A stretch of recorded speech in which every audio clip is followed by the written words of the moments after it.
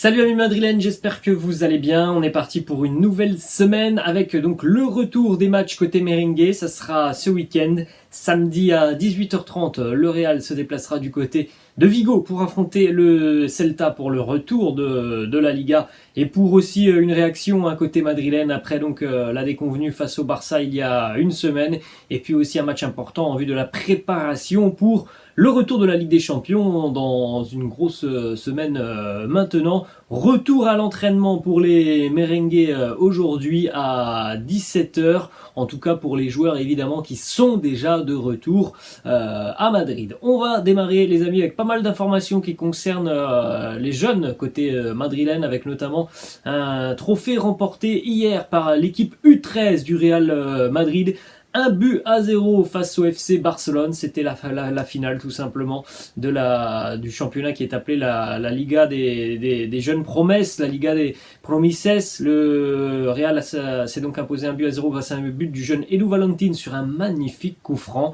Le Real est donc champion après avoir battu aussi en demi-finale le FC Séville, donc ça montre aussi que ça soit en professionnel ou dans les jeunes catégories, évidemment il y a du gros boulot qui est réalisé dans ces clubs, comme le Real, comme le Barça, comme le FC Séville. La petite image, regardez, de ce jeune groupe madrilène hier avec, vous le voyez, en arrière-plan sur la gauche de cette image, le jeune homme qui a une chevelure assez fournie. C'est le fils de Marcelo, tout simplement. Regardez, vous allez mieux voir sur cette image. Marcelo qui était d'ailleurs présent pour venir un petit peu encourager son fils et suivre ses performances. Donc vous avez cette image à la suite donc de cette finale remportée face au FC Barcelone. Marcelo qui est venu un petit peu célébrer avec les jeunes merengues. Puis vous le voyez, en train un petit peu d'embêter son fils. Voilà cette très belle image. Une déclat d'ailleurs de Marcelo sur son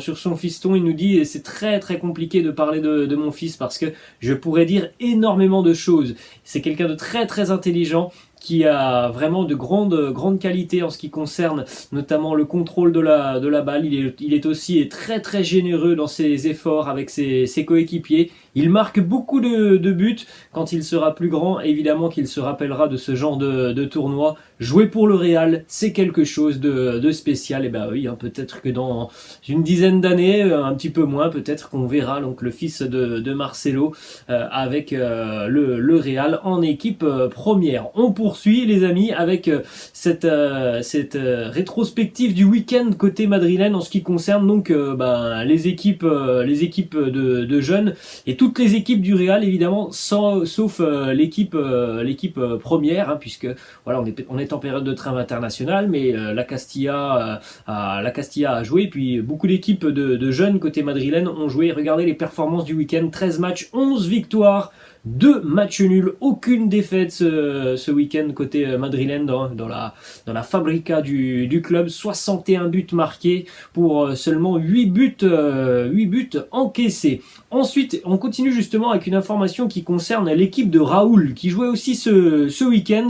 et qui a été tout simplement volée par l'arbitre de cette rencontre. Une énorme erreur d'arbitrage pour l'équipe de Raúl qui affrontait l'Inens. Alors ça s'est terminé sur un score de 1 partout, mais regardez cette image.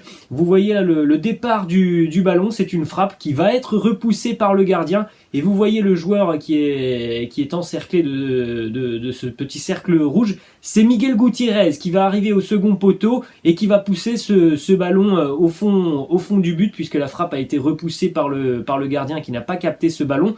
Donc vous pouvez le constater, il n'y a absolument pas hors-jeu. Mais là, on parle d'une erreur quand même qui est assez énorme, parce que Miguel Gutiérrez, il part de très très loin. Et pourtant, l'arbitre assistant de cette rencontre a levé le drapeau pour signaler un hors-jeu totalement imaginaire contre l'équipe de Raúl. Donc évidemment côté madrilène, là c'est la goutte d'eau qui fait déborder le vase. Le Real a porté plainte pour de nombreuses erreurs d'arbitrage et on verra ce que cette plainte donnera. En tout cas, le Real tient à montrer, à marquer auprès de la fédération espagnole son indignation par rapport à certaines décisions arbitrales cette année qui ont été été parfois assez douteuse. Ensuite, on continue les amis avec les deux unes des quotidiens madrilènes, le quotidien Marca, le quotidien AS. Premièrement, Marca, avec notamment le trophée pour les jeunes U13 du Real Madrid, vous le voyez en haut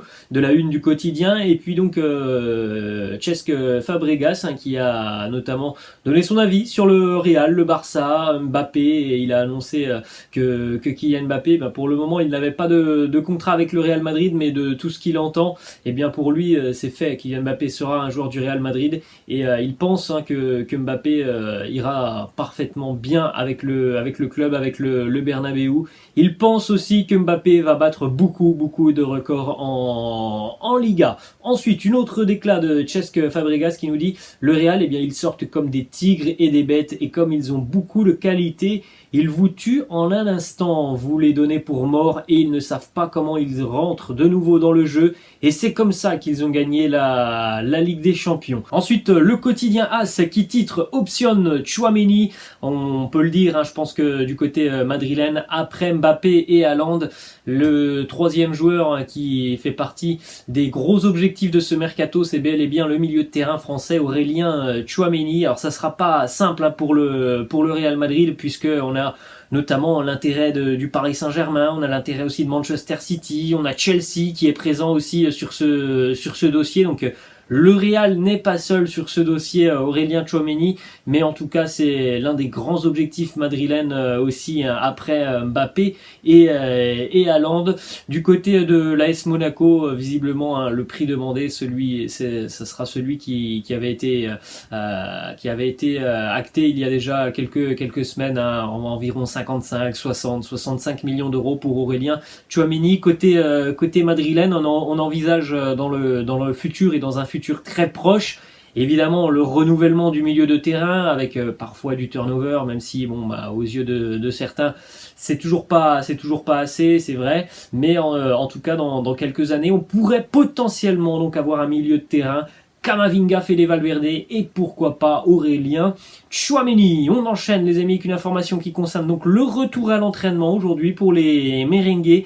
David Alaba et Vinicius vont s'entraîner avec l'équipe aujourd'hui. Ils ont tous deux été libérés de leur convocation avec leur sélection nationale. L'Autriche étant éliminée et Vinicius étant suspendu pour le dernier match du Brésil face à la Bolivie demain. Donc c'est une bonne nouvelle pour travailler au moins une semaine pour les joueurs avant donc le déplacement du côté de Vigo ce week-end. Une information qui concerne Luka Modric, et ça c'est une information encore une fois qui malheureusement ne fait pas plaisir parce que Luka Modric malheureusement il ne prend pas de pause, on ne lui donne pas de pause. Évidemment c'est compréhensible, la convocation avec la Croatie, mais du côté madrilène on ne repose pas Luka Modric, et ça on pourrait en souffrir sur les derniers mois. Depuis le 5 janvier, donc depuis quasiment 3 mois, et le match contre Alcoyano en Copa del Rey, Luka Modric n'a pas eu de repos. Le Croate a eu du temps de jeu lors de ses 16 derniers matchs, club et sélection confondus.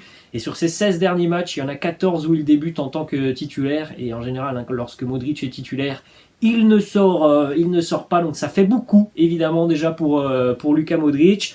On espère, comme d'habitude, que Carlo Ancelotti va tout simplement, sur la fin de saison, permettre aussi à ce genre de profil important de souffler un petit peu plus. Il y aura des matchs où le Real aura peut-être la possibilité de faire un petit peu plus de turnover. Ensuite, une information qui concerne Luka Jovic. Le Real a fixé le prix de Luka Jovic pour son départ l'été prochain. On ne compte plus sur lui. On veut se séparer d'un joueur qui coûte cher et qui, sur le terrain n'a pas d'apport et n'a pas tout simplement les caractéristiques pour aussi remplacer un homme comme Karim Benzema. Donc le prix, il est fixé, c'est 30 millions d'euros, ce qui permettra au Real de ne perdre rien tout simplement sur son transfert. Mais se dire qu'il pourrait partir pour 30 millions d'euros alors que ça fait quasiment 2 ans que c'est un joueur en difficulté tout de même, Luka Jovic, ça semble un peu hypothétique. Peut-être que des clubs anglais pourraient arriver avec ces 30 millions d'euros, mais je pense qu'on aura quand même du mal à vendre Luka Jovic pour 30 millions d'euros côté madrilène. Et on va terminer cette vidéo les amis avec une information qui concerne Marco Asensio et son avenir, notamment du côté du Real Madrid. Le Real a fait une offre à Marco Asensio, une offre de prolongation de contrat, vraisemblablement un contrat assez long de 5 ans pour Asensio, avec un salaire bien équivalent à ce qu'il touche déjà du côté madrilène. Donc on n'a pas fait forcément d'efforts financiers côté Real, c'est toujours le même salaire, 9 millions d'euros avec quelques primes qui peuvent aller jusqu'à 1,5 million d'euros. Donc voilà, que Marco Asensio a son destin en main, il devra trancher. Le Real a déjà posé aussi un ultimatum à Asensio. Cette offre, elle a un délai d'expiration. Comme ça avait été le cas pour Sergio Ramos l'année dernière, qui avait voulu jouer un petit peu avec le Real en ne répondant pas forcément. Et bien après, le train il était passé et le Real n'est pas revenu auprès de Sergio Ramos. Et bien ça sera pareil pour Marco Asensio. Le Real attend une réponse définitive avant le 30 juin. Si au 30 juin, Marco Asensio n'a pas répondu favorablement à cette offre de prolongation de contrat, eh bien ça sera terminé. Il quittera le club l'été prochain. Voilà les amis, la fin de cette vidéo. J'espère que ça vous a plu. N'hésitez pas comme d'habitude à lâcher un petit pouce bleu. N'hésitez pas non plus à vous abonner à la chaîne. Je vous laisse. Je vous dis à demain. Ciao.